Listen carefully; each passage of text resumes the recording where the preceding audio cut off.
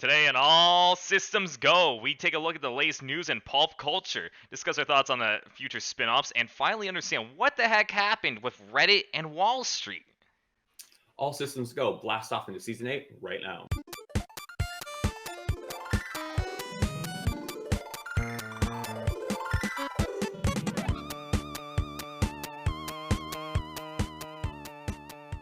Hello and welcome to All Systems Go, the first show in history to combine the processors of the Xbox Series X and the PS5 in order to create a mess of two very broken consoles. I'm Ian Denies. And I'm Tony Purialis. We start off this zero episode with some news so strange only 2021 could provide. King Kong, Curious George, Albert the Astronaut. These famous apes may have an art joining them in their ranks. The Tesla CEO Elon Musk and partner company Neuralink successfully installed a computer chip in the brain of a monkey. The chip functions to repair damaged brain tissue, reversing the effects of cognitive dysfunctions as well as restoring hearing and vision loss as well as restoring weak muscle tissue. Most importantly, it'll allow users to hook their brains directly to the internet and download knowledge like Neo from the Matrix. And as a bonus, it's been confirmed the monkey can play video games with its mind. Sad news for Prince of Persia fans. Last Friday, Ubisoft announced that the Prince of Persia Sands of Time remake has been delayed indefinitely. The good news, though, is that the delay is because the game developers need more time to perfect the game. This official statement came from the Ubisoft official Twitter and seemed to indicate that the dev team is taking the development very seriously and they are trying their absolute hardest to make the remake as faithful to the original as possible. In other news, following the backlash of the release of Cyberpunk 2077, it seems that CD Projekt Red just can't catch a break. The company posted on Twitter on Monday that they were the victims of a ransomware cyber attack after their corporate network was hacked by some cyberpunks. A ransom note claims that they will release several game source codes, accounting and legal documents, as well as network encryption codes if their demands were not met. The studio refuses to negotiate or give in to the demands, and investigations are ongoing. Millennials and gamers rejoice! The G4 TV network has been announced for an official return summer of this year. For years, the network has heard the demands of fans to bring back classic favorites such as Attack of the Show and X-Play, and hallelujah, the calls have been answered. Many of the original hosts, including Olivia Moon and Adam Sessler, are in the works to return for their respective show. Along with reviving the old, G4 is set to introduce new programs focused on the competitive world of esports. You want to see me top the 2020 box office? You want to see me do it again? That's right, folks. Sonic the Hedgehog is rolling his way back around, but this time with friends. Paramount gave us our first tease for Sonic the Hedgehog 2, showing us a logo and a release date. And along with the blue blur, the logo also reminds us that he'll be joined by Tails, everybody's favorite two-tailed flying fox. It's yet to see whether we'll get Knuckles to complete the trio. Sonic the Hedgehog 2 will release in some format on April 8th, 2022. Speaking of teases, KFC is always up to something. Following the Resident Evil Village demo, KFC quote-unquote revealed a sequel to the Colonel Sanders dating simulator. This time, the Colonel is a cook in the vicinity of the vague titular village, and Lady Dimitrescu is still 9 feet tall. The internet exploded when the vampire lady first showed up, and of course, KFC was the first to jump onto the trend. There's no release date, or even proof that it's real, but we can't get enough of it soon. There are so many shows to stream these days, it's hard to pick one to watch. We have the latest mid-season reviews for WandaVision and Attack on Titan coming up after the break.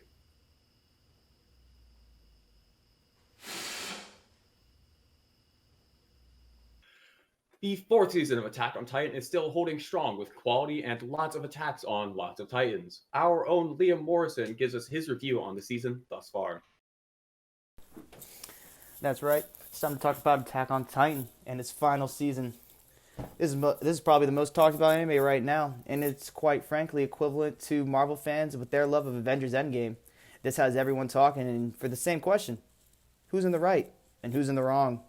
We last saw our protagonists Armin, Eren, and Mikasa at the ocean with the scouts, enjoying the ocean for what they've just first laid eyes on. Eren, however, is not as uppity as everybody else is, and is staring blankly across the sea, pointing and looks over at Armin and Mikasa to tell them that their enemies are on the other side, along with their freedom. Now fast forward to the final season, and it's 4 years later in the show. Now don't worry, I'm not going to give any spoilers, and there's currently 9 episodes out there that I encourage you to go out and watch. But in this season, we have a new Aaron. He's 4 years older, obviously. He's matured a bit, but he's also making questionable decisions. And this challenges the audience to question the main character. Is he right? Is he wrong? Now, I'm not saying the other opposing foes, the Marlians, are in the right either. Quite frankly, they both could definitely be in the wrong. And that's what makes this show great. It challenges the audience to question their own morals, what freedom really is. And I think that's what the author of the manga, Isayama, was going for when he wrote this story. He wanted to flip the war system and the justice system upside down and see how the audience reacted. And I think he did a great job in that. And if you haven't watched this show before, I highly recommend that you give it a try. You won't be disappointed, I promise. In case you haven't seen WandaVision yet. What's wrong with you?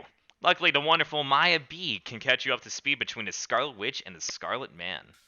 Like everyone else, I went into WandaVision with a lot of theories and questions, as well as concerns about how the MCU was going to pull off such a strange concept for a show, especially when it came time to tie it in with Phase 4. And I'm happy to say that fear has turned into excitement. Based off of 3 separate Marvel storylines, the Vision and the Scarlet Witch, Avengers Disassembled, and House of M, WandaVision follows a sitcom about, well, Wanda and Vision as a married couple, with the sitcom style jumping forward about a decade every episode. As a fan of sitcoms from all eras, I've enjoyed watching the near-perfect replications of the techniques, writing, and editing styles from each episode's respected era. On their own, the normal segments are their own cute little episodes in the same vein as shows like I Dream of Jeannie or Full House, and future episodes will apparently mimic the styles of newer sitcoms like The Office and Modern Family, which I'm excited to see. Of course, everything is not what it seems. There's always a portion of the episode where the happy visage slips, and we get more insight into just how wrong this version of reality is. Each episode also serves to help piece together what exactly is going on. Why is Vision alive? What's up with those weird commercials? How much of the world is Wanda influencing? And is she really the one in control?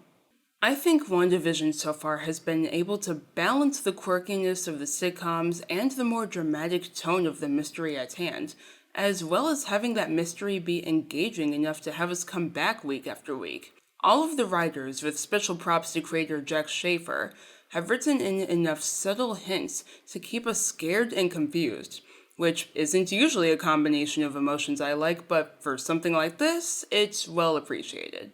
As of episode 5, WandaVision looks like it's setting up to be the MCU's way of introducing new concepts like the Young Avengers, mutants, and the concept of the multiverse, the latter of which ties in nicely with what the MCU has said their plans are for their next Spider-Man film and Doctor Strange in the Multiverse of Madness.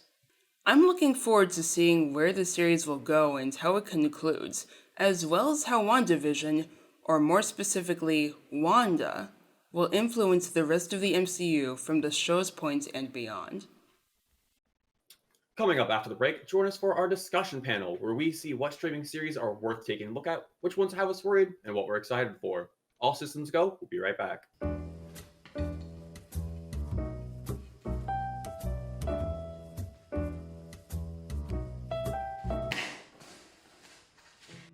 All right, everyone, welcome to our first panel of the new season. It is Kayla. I'm here with Tony, Nathan, and Corey, and today we will be talking about TV show spin-offs of movie series.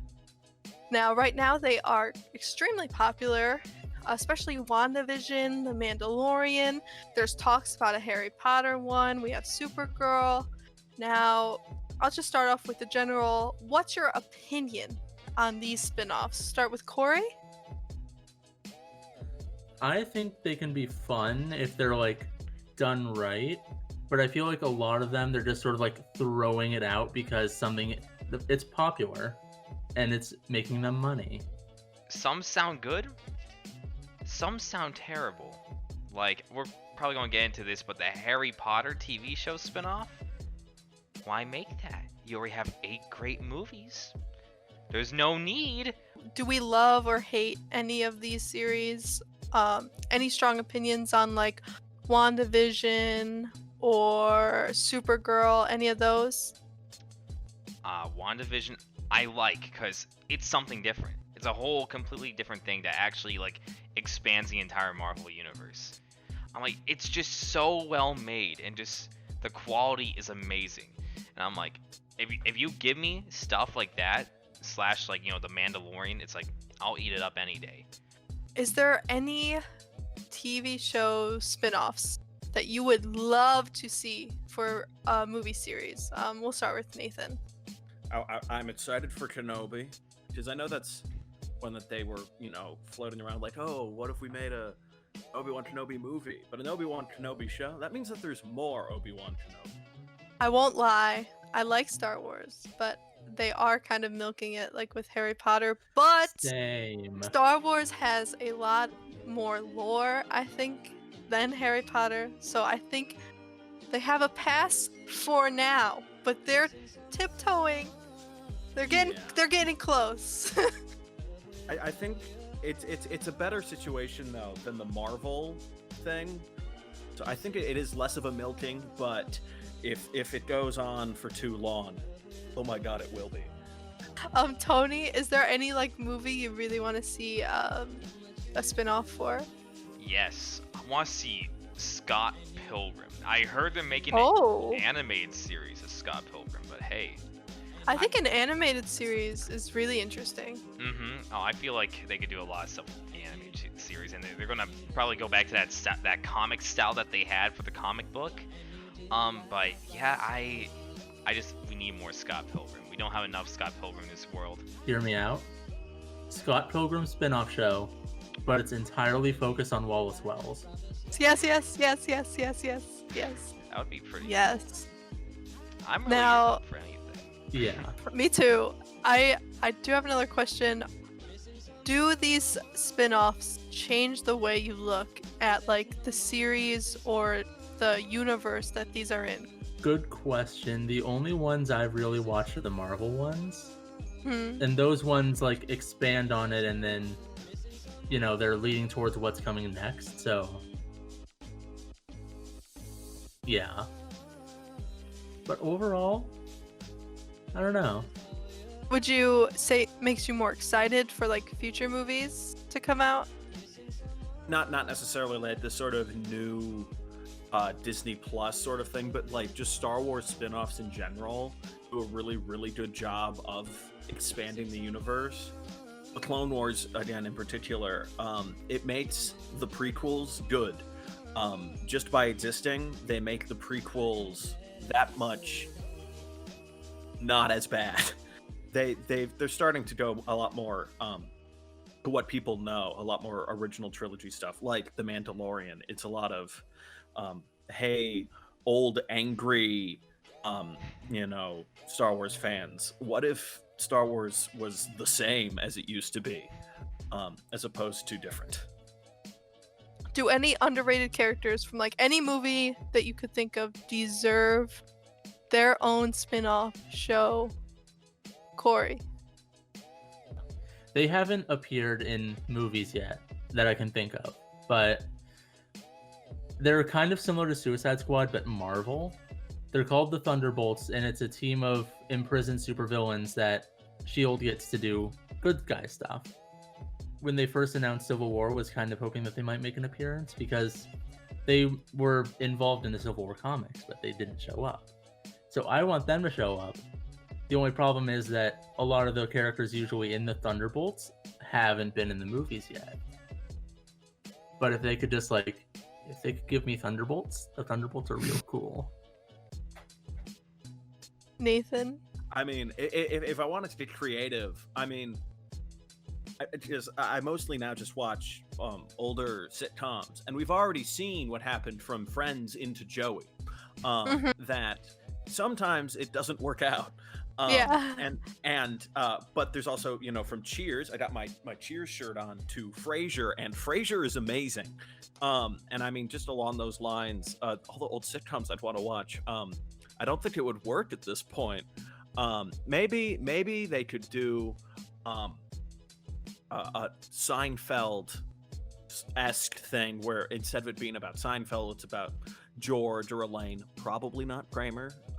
But I think a show just called Costanza would be kind of cool. Either that or like I want more Twin Peaks. We have the first season, but I need more Twin Peaks. I think I've exhausted my Twin Peaks material. Again, great questions with tough thinking involved. Thank you. So I had 2 ideas. So the first one's DC, and like Stargirl, I don't think she has been in any movies, and correct me if I'm wrong, but Zatanna and Constantine. I know Constantine had his own series, but like they're a couple in DC, and I think they're really cute, and I think it would be a really, really interesting show, like just in general to watch. I can vibe with that. Zatanna's fun. Yeah, that would be really cool. And I totally said I had 2, and I totally forgot the second one, but that's okay. That's all right. All right, so I think okay. that basically sums everything up about TV spin-offs of movies. So thank you everyone for watching. Thank you guys for being on the panel with me. I hope everyone has a great rest of your night. Bye everyone. Bye. See you later. Yes. Welcome to the back of the show, you beautiful people. Were you confused by the recent fiasco of GameStop and the stock market? I wasn't. But in case you were, our producer, The Danimal, provides us with a pizza party and an explanation on how Wall Street and Reddit got into an epic battle of stocks and trades. There's no pizza, bro. COVID? No. Move over, Jordan Belfort. There's a new Wolf of Wall Street now. This guy. And he comes with his own pack.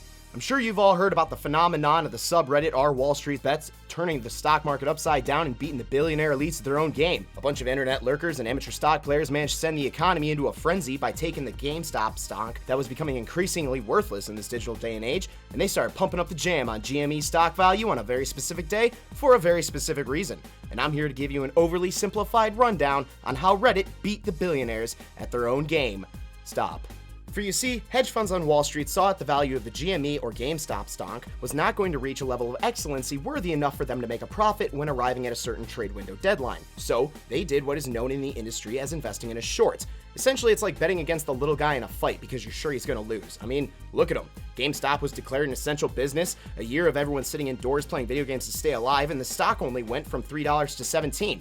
I mean, if a pandemic didn't save him, I would have bet against him too. Especially if I knew that betting against him now would have earned me a much higher return on my investment, which I could then later on reinvest in him again in the future when he's stronger and a better fighter. But a crazy group of Redditors had a crazy clap-off, clap-on bright idea. The deadline for betting against poor little GameStop to lose the popularity stock contest was coming up, and the billionaire hedge funds had gone all in. And the internet, as always, decided to make something magical happen with its ADHD levels of wisdom and coordination and said, "Psych!" and yeeted GameStop into an insane boost of stock market worth. They turned little GME stock boxer into a Cinderella man by driving the average single share price from GME to $17.25 all the way up to $468.49 in a matter of days. By buying up as many shares of the stock as they could, they drove the price through the roof and metaphorically outbetted Wall Street, causing all those people who bet millions on GME coming under what they had expected to be the value line to lose nearly 25 times the amount of money that they put in, essentially crashing the entire market of stocks for a brief period of time and creating a media frenzy. For you see, market volatility was something that the market had seen before, but not from the little guy, with the largest and most recent being from the housing market bubble bursting back in 2008 when the elite were celebrating that the housing market crashed and the rest of America was faced into a crippling depression. Only this time the roles were reversed, and with a little marketing freedom, the internet put them in 2008 America's place. They decided to take what was a sure bet to invest against and turned it into something everyone wishes they had invested in before the media was all over it. We watched hedge funds who made their fortunes by subtly manipulating the stock worth of every share be force-fed their own medicine when the people manipulated the stocks right back. Yeah, take that. And the GME was not the only stock our Wall Street bets affected too. Even AMC and NAKD are just a couple of other companies whose stocks were steadily declining and were given the same Reddit treatment that helped flip the market. Granted, of course, this didn't last long. I mean, how long would you expect the top 1% to allow a bunch of Redditors to destroy their gold and green empires? Especially in the following days after the trading window had closed, they continued to lose money because of the diamond hands of the subreddit were giving them what was known as a short squeeze treatment.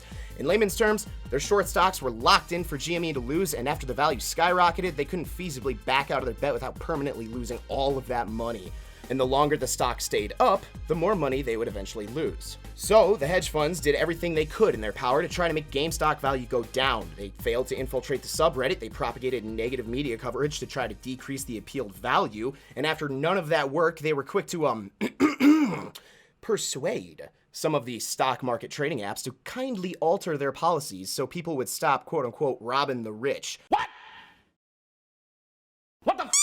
Which all comes down to Robinhood, which was the main stock market trading app to host this sucker punch to these rich a-holes, and almost immediately, this service which promised free trading to the people was filled with restrictive new trading policies, limiting how many stocks you could buy for selected companies who were coming up on similar deadlines, as well as only allowing the option to sell your invested stocks instead of being able to buy more for the companies you already held shares in. These limitations immediately caught the eyes of Congress due to their unprecedented, unwarranted, and illegal restrictions on free market trading. Of course, this shady and underhanded tactic drove the stock value down on all the companies who were costing hedge funds their fortunes, including GME. Obviously, this was unfair and upset a lot of people, but since there was so much media attention focused on this craziness, it could not just be swept under the rug. Instead, it sparked a call to revise the current free market trading laws and the amount of influence hedge funds were allowed to wield.